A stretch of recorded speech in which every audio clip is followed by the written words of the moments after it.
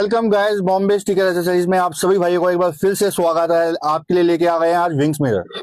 ये देखिए गाइस, ये विंग्स मिरर होते हैं 360 डिग्री गोल घूम जाते हैं। ये यूनिवर्सल होते हैं, किसी भी बाइक में आप इसको यूज कर सकते हैं। मेटल बॉडी होती है, एकदम हैवी में रहते हैं।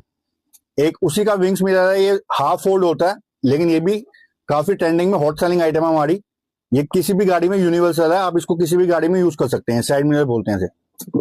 उसके बाद आते हैं स्टार वाले। जब यूज करना है इसको यूं कर दो, जब यूज नहीं करना है इसको अंदर फोल्ड हो जाते हैं।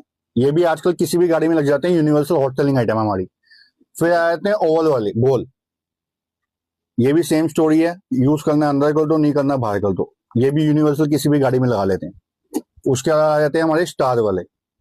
ये देखिए, मिरर में हमारे पास बहुत सारी वैरायटी है। इसको पाने के लिए आपको गली number 30 building number 1576 Karol Bagh नए वाला में गाइस आना पड़ेगा।